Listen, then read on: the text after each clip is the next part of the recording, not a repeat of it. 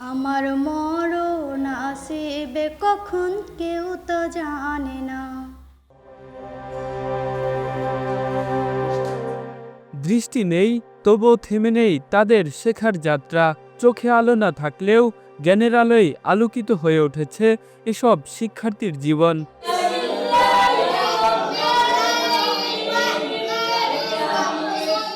চাঁপাইনবাবগঞ্জ সদর উপজেলার রহনপুর সড়ক ঘেঁষা মহেশপুরে অবস্থিত আব্দুল্লাহ ইবনে উম্মে মাকতুম অন্ধ মাদ্রাসা, যেখানে বেইল পদ্ধতিতে চলছে কোরআন, সাধারণ শিক্ষা, এমনকি কম্পিউটার প্রশিক্ষণ।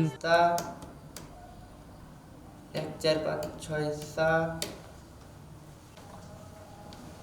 1 2 3 4 6 7। স্বাভাবিক শিক্ষার্থীদের মতো খেলাধুলা থেকে শুরু করে দৈনন্দিন কাজেও পিছিয়ে নেই তারা।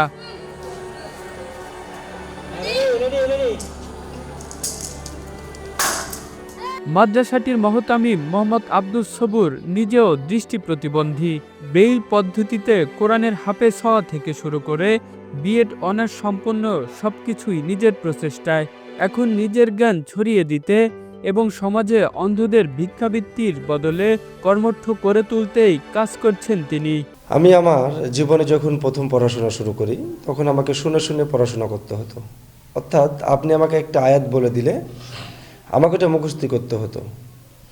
পরবর্তীতে আমি শুনতে পেলাম কি যে আসলে একজনের উপরে নির্ভরশীল হওয়াটা তো আমার জন্য অনেক কষ্টের। কারণ আপনি যে মুহূর্তে সবক পড়ছেন, আপনাকে যদি আমি বলি যে আপনি আমাকে একটা সবক বলে দেন, আপনি নিজেও কিন্তু বিরক্ত হবেন।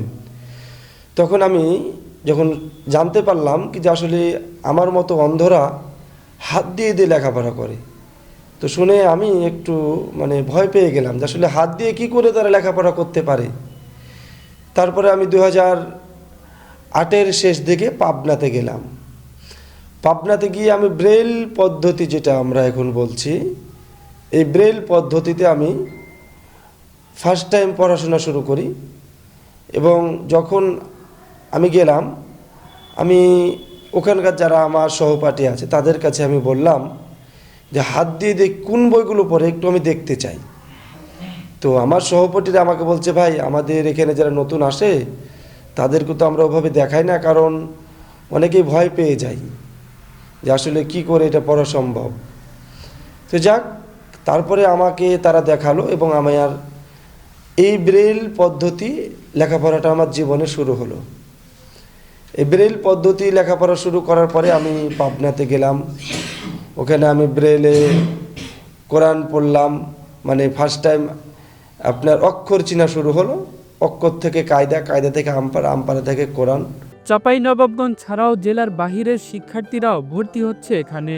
দৃষ্টিশক্তিহীন এসব শিক্ষার্থী কোরআন, হাদিস, আরবি, বাংলা ও সাধারণ শিক্ষা সবই শিখছেন নিয়মিত। তারাও স্বপ্ন দেখছে একদিন সমাজে আলো ছড়ানোর। আমি ব্রেল পদ্ধতি শিখে আমার জীবনকে আমি আলোকিত করতে চাই এবং আমার ছোট ভাইকে আমি শিক্ষা দিয়ে আমি বড় করতে চাই। আমি জীবনে যতগুলো মাসে পড়েছি আলহামদুলিল্লাহ, আমি কোনো ইয়েতে এই যে এখানকার যে পরিবেশ যেটা পাইছি আমি কল্পনা করতে পারিনি। এই যে ছোটো ছোটো ভাইয়েরা আছে আমাকে যে এতটাই ভালোবাসা বাড়ছে, খুব আমাকে শ্রদ্ধার সম্মান দিয়ে আমাকে রাখছে আমাকে। আমি এখন ব্রেল পদ্ধতিতে কায়দা পড়তেছি। আমার হুজুরেরা খুবই ভালো, আলহামদুলিল্লাহ, আল্লাহর রাস্তায় খুবই ভালো। আমি এখানে পড়ছি গত 1 বছর ধরে কায়দা। ভবিষ্যতে আমি মসজিদের ইমাম। প্রতিষ্ঠান যখন চালু হয় আমি তখন থেকে আছি। এখন আমি মোটামুটি কায়দার পেজ পড়তেছি।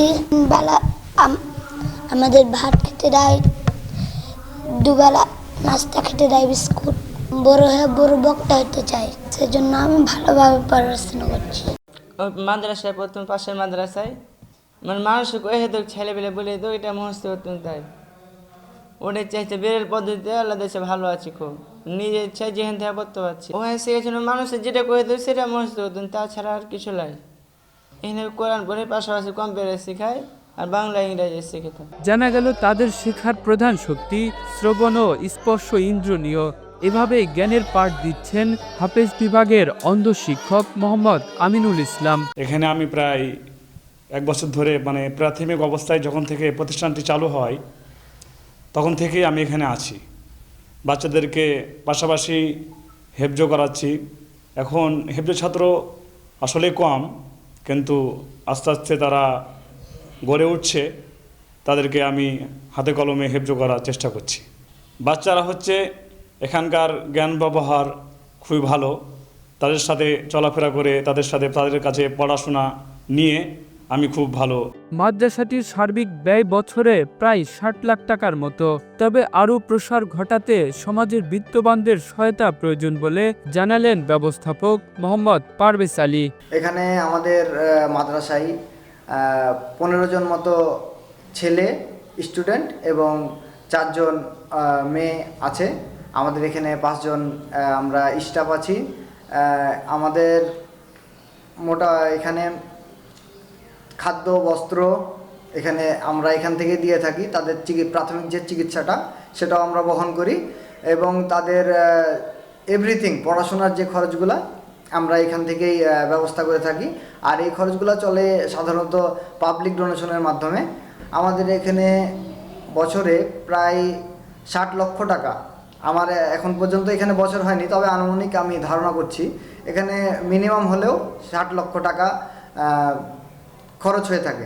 অন্ধদের শিক্ষার আলো ছড়িয়ে দিতে এবং পরকালীন কল্যাণের আশায় প্রতিষ্ঠানটি গড়ে তুলেছেন মানবিক চিকিৎসক ডাক্তার আনোয়ার জাহিদ। ব্যতিক্রম ধর্মী বা যেটা নবাবগঞ্জে না এরকম কোনো প্রতিষ্ঠান আমি করার চেষ্টা করি। তার মধ্যে যেহেতু অন্ধ মাদ্রাসা বললাম, এটা তো অন্ধরা তো এমনি অসহায়। আমরা নিজের চোখ বন্ধ করলে আমরা বুঝতে পারি যে কী কষ্টের মধ্যে তারা থাকে। তাদেরকে যে কোনোভাবে হেল্প করতে পারাটা একটা বিরাট মানবিক কাজ আমার কাছে মনে হয়েছে। তো তাদেরকে আলোকিত করা, শিক্ষিত হওয়া, সে কি করবে না করবে এটা একটা আলাদা ব্যাপার, কিন্তু তাকে লেখাপড়া জানা এবং না জানা দুটার মধ্যে অবশ্যই পার্থক্য আছে, তাই না? তারা কিছু যদি লেখাপড়া শিখতে পারে, ব্রেল পদ্ধতি ওরা শিখে, আমাদের কম্পিউটার আছে, কম্পিউটার তাদেরকে শেখানো হয়। তারপর কাজের স্কোপ আছে, নানা প্রতিষ্ঠানে তারা কাজ পেতে পারে, ইচ্ছে করলেই পেতে পারে।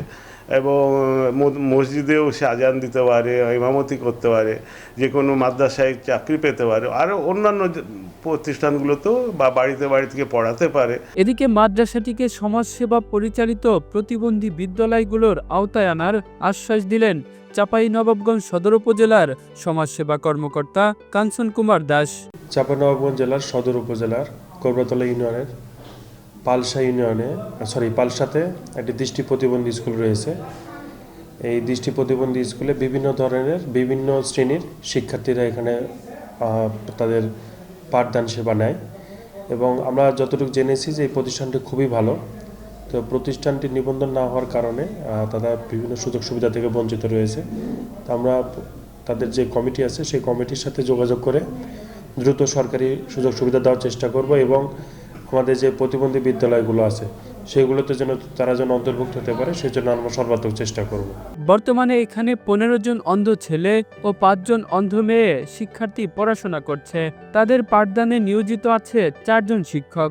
দৃষ্টি না থাকলেও তারা অন্ধকারে নয়, আলোয় ভরিয়ে তুলতে চায় নিজেদের ভবিষ্যৎ আর সমাজের দৃষ্টিভঙ্গিরও। আমার মরণ আসিবে কখন কেউ তো জানে না, আমি মরে গেলে আমায় তোমরা ভুলা যাও না। Kamrul Islam, Asian television.